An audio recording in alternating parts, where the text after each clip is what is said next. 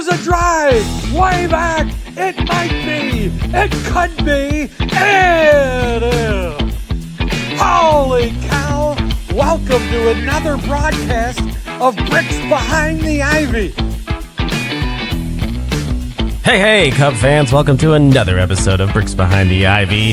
Thank you so much to our awesome sponsors, Wrigleyville Sports, the best sports store in Wrigleyville, and Yagi Road Roasting Company, based in Valparaiso, Indiana, serving cups of coffee just as special as the moments you drink them in. Hello, welcome to Bricks Behind the Ivy.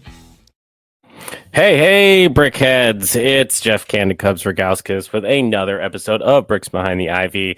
If you are listening to us, make sure you're hitting that subscribe button and reviewing. And if you're watching us on YouTube, make sure you also hit that subscribe button. If you're not watching us on YouTube, why the hell not? Get over to YouTube and watch our videos. We have all these extra bells and whistles that I put in the effort for you to see.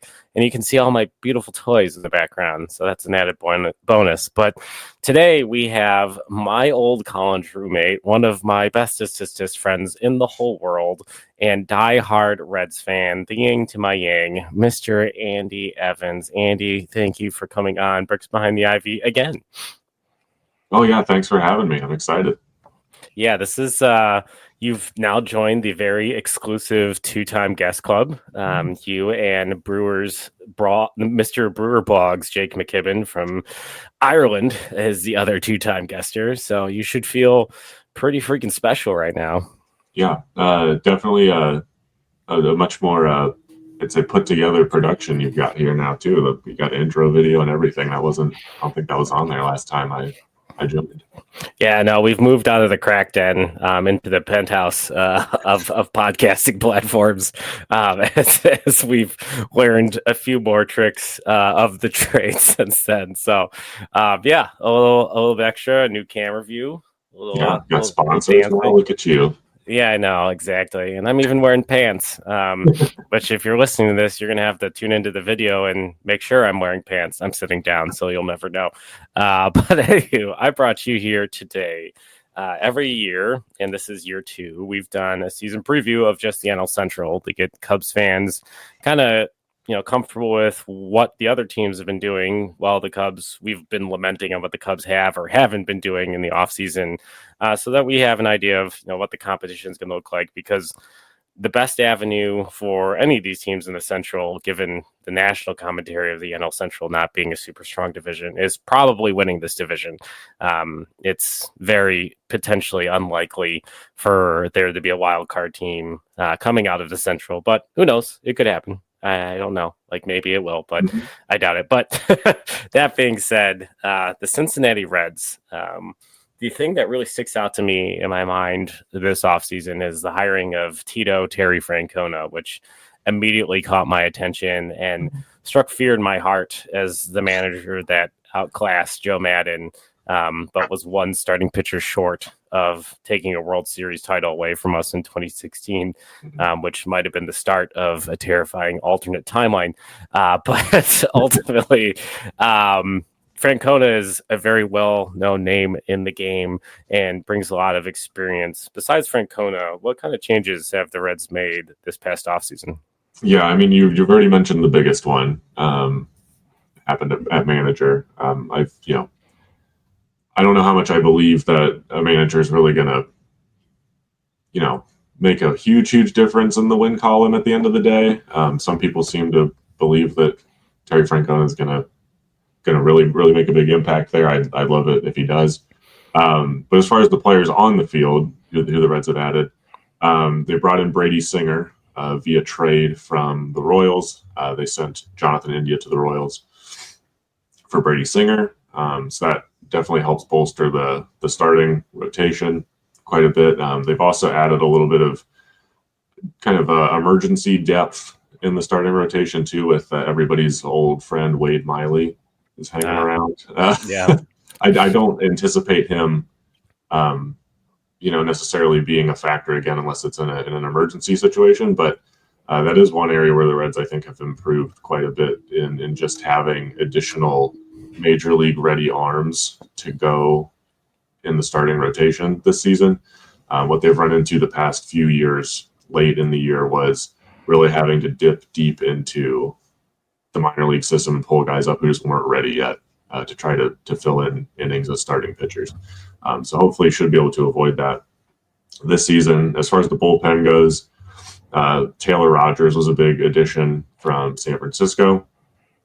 And they've also brought in Scott Barlow just recently on a free agent deal. And then Josh Stallmont, too. I believe his deal is a minor league deal. So I think he would still have to make the roster out of spring training, but somebody who had done a lot of success in Kansas City as well recently. They brought him in. As far as position players go, probably the big addition there, I guess, would be Gavin Lux. Not entirely sure where he's going to end up playing on a day-to-day basis. He'll probably kind of fill that Jonathan India bounce around a few different spots role. On the team, they've also brought in Austin Hayes, I believe, to kind of handle some of the at-bats in the outfield against left-handed pitching. That's kind of been one of the weak spots as well for the Reds. The past couple of seasons, they have a very left-handed, heavy-hitting lineup in the outfield. So it's kind of a stopgap there. I think some Reds fans, myself included, are probably hoping for maybe a splashier get in a right-handed power bat in the outfield. There were some available this year in free agency, but didn't quite work out. There was also some rumblings about potentially trading for Luis Robert. Ended up not working out, and then they ended up with Austin Hayes, which I think should hopefully work out fine for what they need him to do. And then they've also brought in backup catcher Jose Trevino from the Yankees. So those are kind of the main offseason additions. Yeah, I like that that Austin Hayes pickup. And I did read some of the rumors about Luis Robert, and the White Sox asks for him. I know he has a quasi team friendly deal, and I did have to look up before this podcast if it was the Rogers brother that threw from like basically the dirt on the mound. It's not.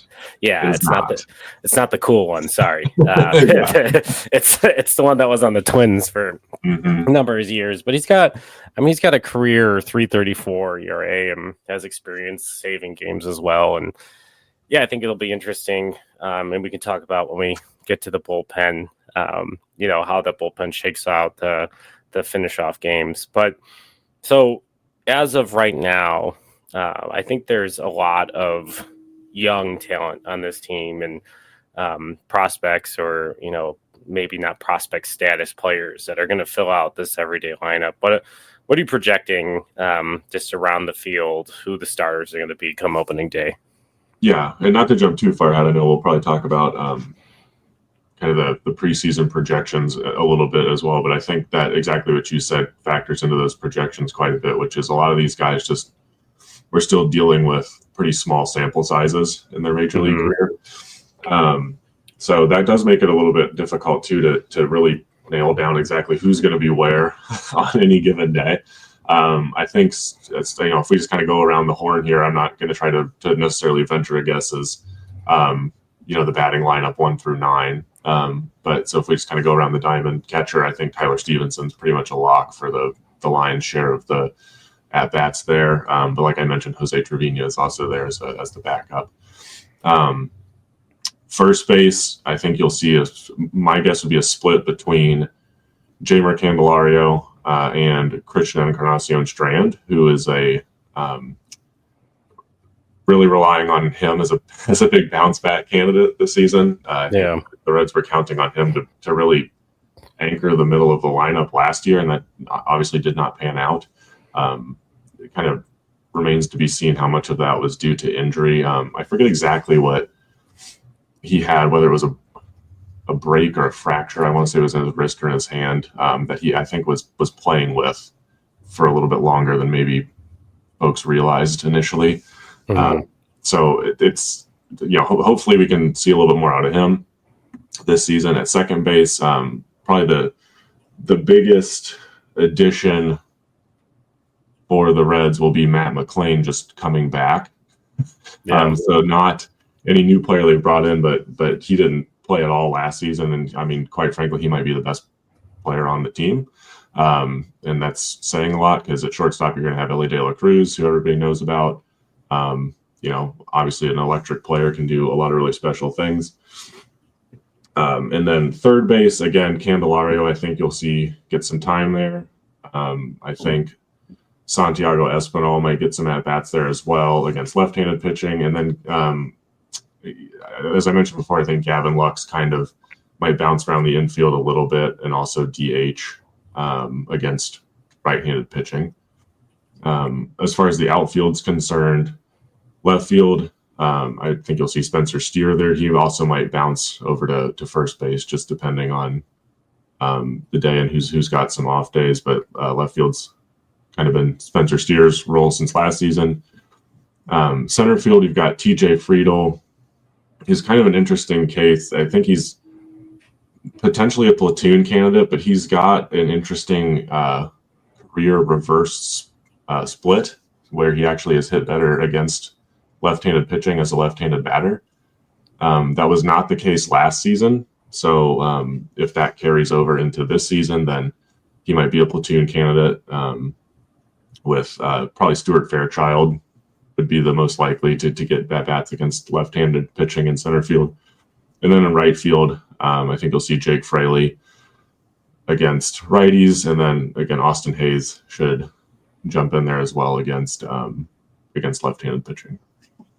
I don't know if it's a name I've given him just because of my enjoyment of him and MLB The Show, or if I heard it somewhere, but I always referred to Jake Fraley as Jake from Rake Farm.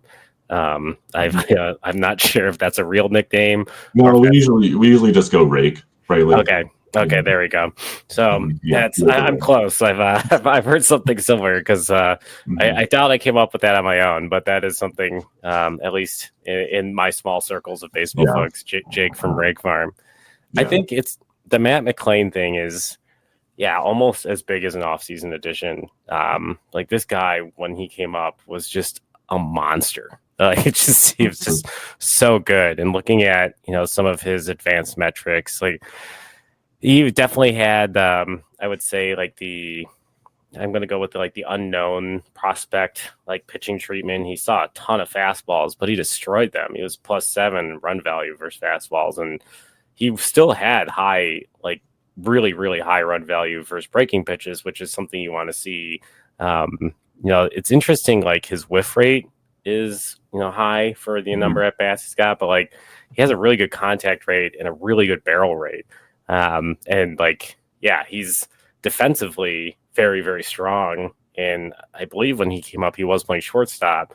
He's going to kind of have that Nico Horner thing going on where he's going to be the NL Central really is going to have some elite defensive second baseman, depending on if Bryce Terang sticks at second with whatever the Brewers are doing to replace Willie Adames over there. But if Terang, Horner, and McLain are all at second base, and then Nick Gonzalez is no slouch at Pittsburgh.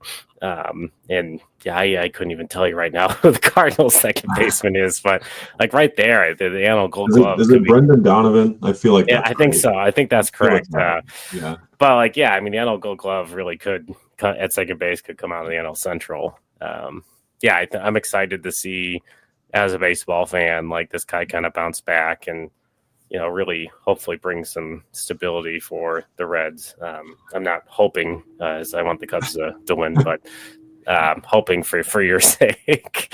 Definitely makes them a better team. And like you said, he's, I think, without a doubt, at least at this point in time, the best defensive infielder that the Reds have, which is probably, again, not trying to jump the gun here, but probably the weakest spot on the team, I would say, is defense in general.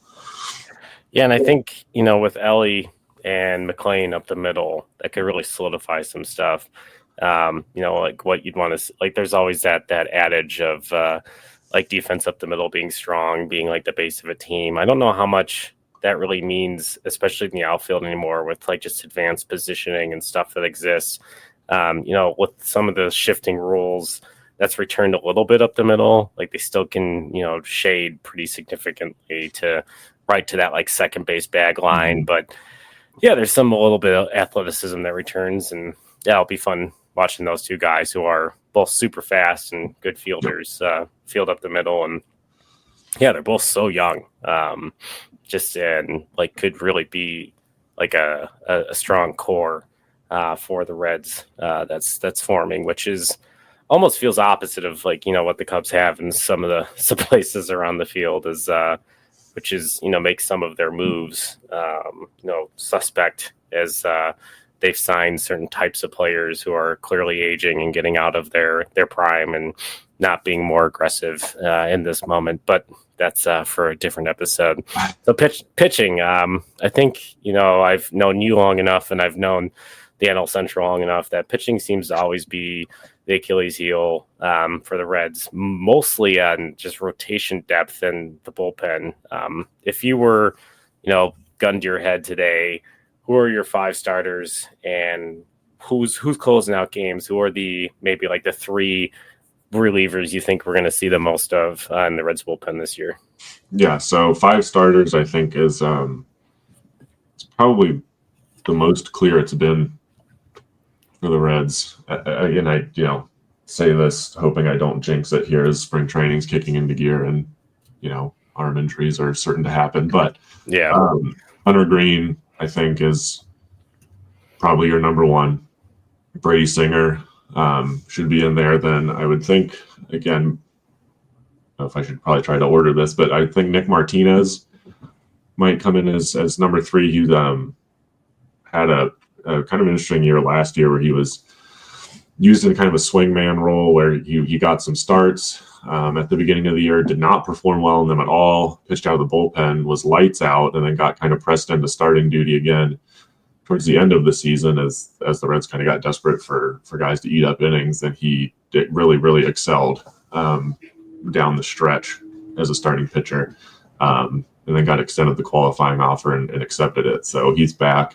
And I would expect him to start the season in the rotation just based off of how he closed out last year. And then Nick Lodolo should be back. Hopefully can stay healthy. He's got some nasty stuff. Can be a little frustrating to watch at times because he has so much break on his breaking ball. He hits right-footed batters in the back foot more than anybody I've ever seen. And sometimes he'll get them to swing at it, but when they don't, that's a lot of free base runners. And then I think Andrew Abbott, he's had a pretty solid start to his career as well. Looking interested to see if he continues to progress or if, even if he doesn't, I think what he's shown so far is perfectly fine to be kind of that back of the rotation starter.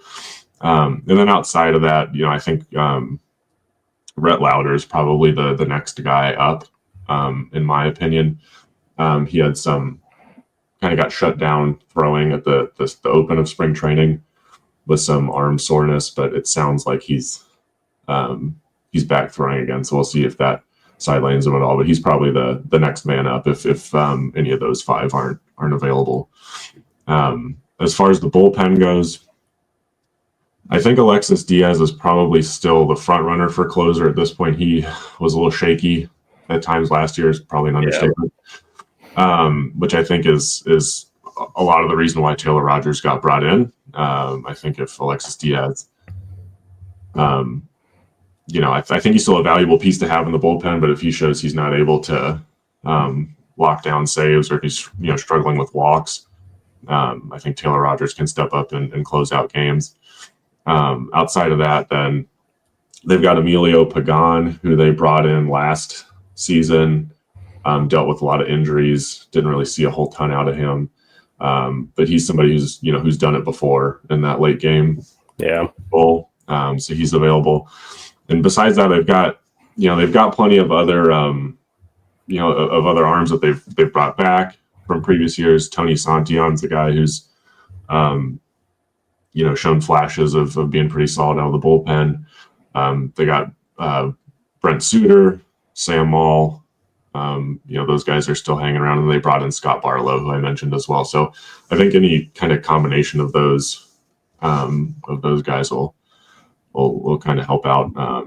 And then they've like I mentioned before, I'm kind of interested in what Josh Stallman's got, because I was a big fan of his when he first came up in Kansas City, and hadn't heard much recently. And I was interested when the Reds brought him in on a minor league deal. So I would love to see him get a shot as well. Yeah, if I'm not mistaken, I remember him kind of being like just a flamethrower. He's got some high velocity. And yeah, looking at it, he's only 64th percentile last year on fastball velocity. Maybe I think he's kind of some injury plagued seasons, if I'm not mistaken. Yeah, I haven't kept up with him too much, but yeah, I there's some names. There's always this like that time of year where there's guys that, if you've been watching the game a long enough time, you start to see names that you recognize that were, maybe really good pieces for a very strong team that are minor league deals. And like, what happened? And there's a lot of things like baseball, like bullpens are the hardest thing to build. It really is like finding a guy on a heater and sticking, like them repeating a process. And there's a good reason that guys end up in the bullpen. They don't have like either the ability to maintain velocity, the pitch multiple day, to do a starting rotation type of workout and get length. They don't have enough pitches to be seen as often as they are. And like these things come to like find guys and they reinvent themselves, and sometimes, flash in the pan. And I know like Jed Hoyer's philosophy has always been like not to pay relievers.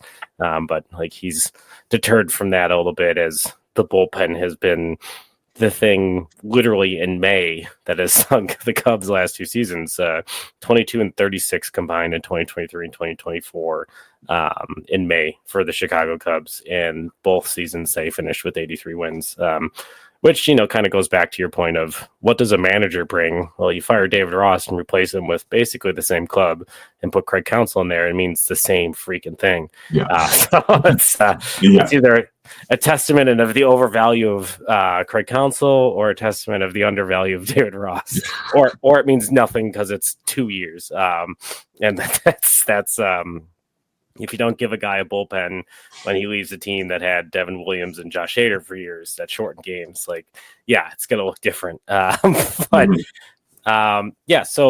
we've got a good idea of, what the team looks like. If the Reds are going to win the NL Central, or like, let's frame this in the Cubs way, if the Reds are going to overtake the Cubs in the NL Central, what are the things you think the Reds are doing well, or what are the things that you think they do better than the Cubs currently that are going to kind of lead them to the top of this division? Yeah, I think it all comes down to, and I kind of touched on it before, they're just going to rely on a lot of younger guys who 2 seasons ago came up. It was a really exciting time. They were bringing up all these prospects, and most of them were hitting immediately. And it looked like they had this solid lineup moving forward. And last season, a lot of them took a pretty big step back. So I think if the Reds are going to make a real push, they're going to need some guys to have some bounce back seasons. I mentioned Christian Encarnacion Strand was one. Noel V. Marte was kind of expected to just take over at third base last season, and he obviously had the PED suspension and just looked lost when he came back. Yeah. Frankly, I don't know that he even makes the major league roster to open up this season. But that's another guy that would be great to see come back and do something. And even some guys who have longer track records, like Jamer Candelario, kind of had not a bad season last season, just not. Not the year before. Yeah. So I think that's really going to be it, is just kind of a lot of these guys on the offensive side, hopefully getting back to more of what they were doing 2 years ago as opposed to last season. I'm not super concerned about the pitching this season for the Reds. I think it's pretty solid, which now means I have jinxed it. So the Reds are going to have an amazing offense this year, and the pitching is going to be terrible because I just said that the pitching's solid. So, but I think that's going to be it. If the Reds are going to make a run for it, they've really got to have a bunch of guys have some pretty solid bounce back campaigns.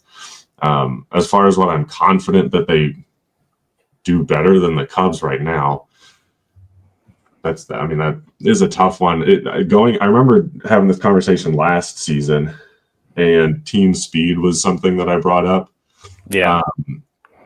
And I don't know that the Reds necessarily have a massive advantage over the Cubs in that regard anymore. Obviously the Reds have Ellie De La Cruz. I think he's faster than anybody on the planet. But I do think the Reds base running, it got him into some trouble a few times last season, maybe pushing the envelope too much, but not necessarily the speed, but the aggressiveness. I think they can really wreak some havoc on the base paths and kind of drum up some extra runs that way when maybe the bats aren't quite getting it done. So that might be it. But outside of that, it's tough to say. I could see the Reds bullpen being better than the Cubs bullpen, but I don't know that for sure. Like we just talked about, bullpens are a toss-up. It's like on paper right now, if I look at it, I feel like it's better, but that's not going to mean anything in June.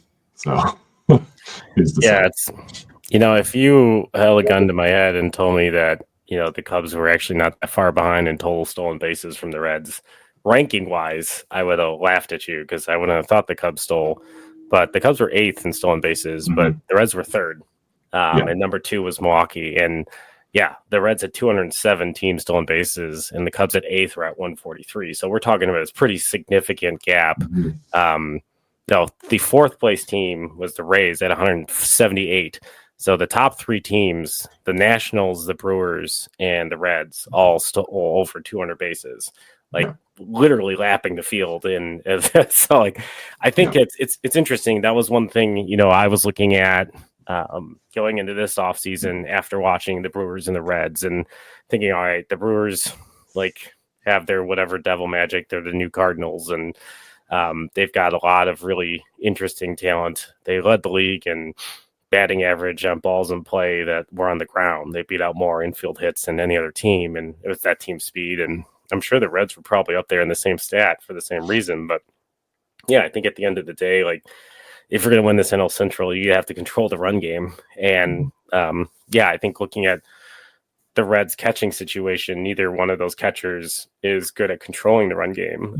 So I think that's definitely going to be a concern. The Cubs, Miguel Amaya was coming off of Tommy John on his throwing arm. So his health and his ability to field that position is going to be huge. And Carson Kelly's way better at managing those types of things. But neither one of them obviously is tearing the door down offensively. It'll be interesting to see if what's going to be more important depending on the series and the matchup for both these teams. Because Trevino's got an excellent reputation when it comes to framing and all those things and managing a pitching staff. And Tyler Stevenson, I know there's been talk at times of pushing him to first base because of the bat first play. He's got a little bit of the same conundrum Cub fans had for years with Wilson Contreras, where it's he's a very good offensive player and he can play catcher, but there are some things that he did at catcher where it's maybe for the bat he should play somewhere else, and all these other little things. Last season I think eased, at least in my mind, some of the concerns with Tyler Stevenson. He made noticeable progress, particularly in pitch framing, and I wouldn't be surprised if that was a large reason why they brought Trevino in too, is just a continuous progression in that regard. But you're right. As far as throwing out base runners, it's middling. I don't have the stats in front of me, but I don't think he's the worst, but he's definitely not the best. So, it's very interesting too. Just looking at the Reds last year, that they were one of the worst slugging teams. Only first in slugging. Cubs right by them at 17th. Cubs, Reds at 388, Cubs at 393. Not exactly, neither one of them beating the cover off the ball. Yeah, it's a lineup of guys that weren't, big home run hitters in a very home run hitter friendly ballpark. Kind of a little bit of wasted potential there, but that's again where I think, not to keep hammering on the same guys again, but getting Christian Encarnacion Strand. In some kind of usable shape, having Candelario maybe have a bounce back. And then, we brought in Gavin Lux, who had a really solid second half of last season. Hopefully he can take advantage of that short porch in right field too. So hoping for some some bounce back there. But yeah, that is kind of a strange thing that we're not used to seeing as Reds fans, as a Reds team that doesn't hit home runs. This is what we got last year.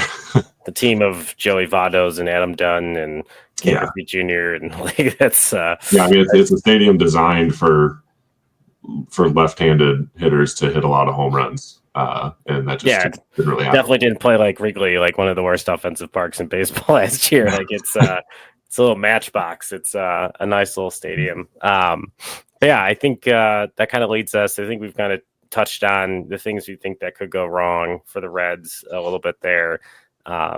So let's talk over under as we did last year. Fangraphs has them at 77.8 wins, ending up being second to last in the division. The Pirates very close behind them, which is interesting. Like the more I think about, there's a lot of weird similarities there, but to me, like the big advantage there is that there's like a much more established younger core, and then there is a much more established manager for the Reds, which is why I would definitely think the Reds are at this moment a better team than the Pirates. Like the only difference between the Reds and the Pirates now is like Paul Skeens might be one of the best players in the game.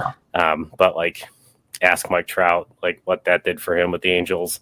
It takes a group. So I think I saw something about, I mean, not to like just rip on the Pirates, but I thought I saw something the other day about they haven't signed a free agent to a multi-year contract, and I don't even remember how many years it was now, but it's a long, long time. I'm gonna look this up just so we can have it in there. But it was a multi-year contract. I did see it then. 2016. Yeah. So like we're almost on 10 years now. Embarrassing. So it's just a matter of, I mean, you've got Paul Skeens, but like, are you gonna sign him? Like I know he hasn't been healthy, but like they've dumped like some really good players to other teams in trades. Tyler Glasnow, Jameson Tyon's been a pretty serviceable pitcher, whereas I'm not saying he's front of rotation type arm. Like he was, the pedigree that was there, and obviously some injury issues, and like this they trade back for Chris Archer. Like it feels like that's just like they've done some really weird stuff, and I don't know what they're trying to do. Like, and that's a beautiful ballpark. And like when the Pirates are good, it's like fun to go there, and like seeing like what it was like when Paul Skeens was there in a weird game where Paul Skeens debuted versus the Cubs and he looked really good, and they took him out and they walked more people than I've ever seen in my life, and comes up winning that game, like just kind of ruining the debut for him. But Vegas has the Reds odds a little bit better than Fangraphs. They have them at 79.5, which is a fair place to be. I think it's slightly higher than they had them last year. I think the Reds might have been around 77 last year. Yeah. So it's weird to think like Fangraphs is like, nothing has changed, because I would argue like so much has changed for the Reds, and they still have a top farm system. One of the more loaded farm systems. The NL Central seems to have potentially a bright future with a lot of top prospects kind of sitting in the systems in the Central. But if you had to say over or under the 79.5, what would you say? Yeah, so they won 77 games last season, and I certainly don't think they did anything this offseason to make themselves worse. I mean, it seems like they should have improved. Now it's a question of, did they improve by 3 wins or more? So my gut says yes, but I don't think I would go out and put them much beyond 500 at this point. You just, again, seeing just based off of some of the performance last year, some of the younger guys, again, it's just all small sample size though, so it's so hard to say for sure. But my gut says over, but not by a whole lot. And then I think anything that they go, beyond kind of that 500 mark, at that point, then maybe we do attribute that to Terry Francona. Maybe there could be a factor there, but I'm gonna say over, but I'm not, not betting on 90 wins or anything. I'm thinking we're still in the 500 range. Yeah, I think like I'm going to go over as well for 79.5. And yeah, I kind of believe that there's a little bit of, we're heading towards March, which is March Madness. And you're always looking for that Cinderella that has like a bunch of juniors on it. And if you had the rookie year 2 years ago and last year was the sophomore slump, like this is where some of these guys potentially, if they're going to make a next step in this league, which is obviously a very hard league, like they might do it this year and put together and like this lineup. But yeah, I think they're missing, a big bopper to like really stabilize them if the offense like kind of sputters. There's not a guy that's got this huge track record of being like a monster. Like they're missing the Joey Votto and like those types of things. Like the Cubs have been missing that type of star power in the middle of their lineup. And really, yeah, this entire division has been missing star power in the middle of lineups. Guys that like you put on marquees, no pun intended, specifically for the Cubs that, are going to really sell jerseys and seats that are like really stabilizing an offense. But yeah, I mean, I could see the Reds like being in shouting distance, and they do have the farm system. I think they go out and make an interesting deal to like really push. So as long as it doesn't fall apart like by July, and let's see Vladito in the Reds uniforms to finish out the year. Like let's go nuts. Like that's. I think one of the keys too this just applies to anybody in the Central as well, is I'm still under the impression that the Brewers and Cardinals overperformed last season, and I think it's a matter of how many wins can you leech off of those two teams a bunch this season. Yeah, that's a good point. So that's where I could see some of the improvement coming in. It's just by virtue of those two teams playing down to what I think their true form is and taking advantage of it. Yeah, and I also think like similar to with your team and the Pirates, like how many times in the division are certain teams going to see Paul Skeens versus whatever the hell else the Pirates are going to throw out there? Mm-hmm. And like how many times are the Cubs going to play the Reds and we're getting, Hunter Green, Nick Lodolo back to back, which did happen, I feel like several times last year and did not work out well for the Cubs. Like that's I think that's the thing that's going to be the most interesting is, and like similar to the Cubs, I think like the quality of the rotation drops off after the first three, and that's like Cubs don't really technically have a true number one. Like they have like two 2As like that. Not to like dump on Steele or Imanaga, but like they're both very good pitchers, but they're not like back of the baseball card, like very low whip, high strikeout type of pitchers that like are like true win days at this point in their career, especially with, Imanaga only being here one season. And yeah, I think it'll be interesting to see, like how the division will shake out to are the Cardinals taking as big of a step back as I think they could. And then how many times when you play the Pirates in this division are you seeing Paul Skeens for something? Like that's like it feels like, but that's like, can you get him out of the game fast enough to get to their lousy bullpen? Like that's the other thing was. I'm not sure how long of a leash he'll have this season, because I know last season they weren't letting him go. Yeah, super deep into a ton of games. It'll be really interesting if we have like the Strasburg situation 2.0, where maybe like they slide themselves into a playoff spot and they shut down Skeens, and then like the guy never sniffs the playoffs like the rest of his career, like because they shut him down. And Strasburg has a ring, but it's it was close. Like they got it back a few years ago, but yeah, it'll be interesting to see. Well, Andy, thank you so much. I had you do this last year, and just in case we have some new listeners. One of my favorite traditions in baseball, and I honestly was not aware of it until we were living together, is opening day in Cincinnati. Can you just give folks kind of an idea of like what is different about opening day for the Cincinnati Reds, the oldest franchise in Major League Baseball? Yes. So as a result of being the oldest franchise, the Reds, I want to say it's every season except for 2 seasons out of the last, I don't know, many decades now. They get to play the opening day at home. So they're, you already know every season opening day is going to be at home in Cincinnati. And it's just a massive celebration in the city.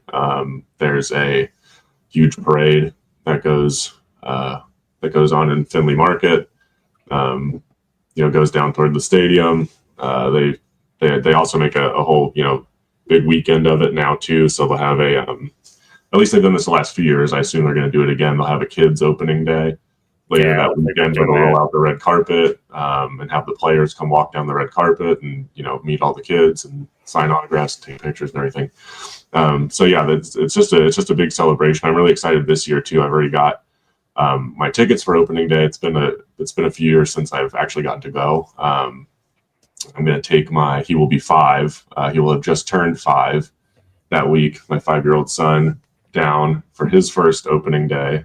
And we're going to go to the parade and all that stuff and have a whole bunch of fun.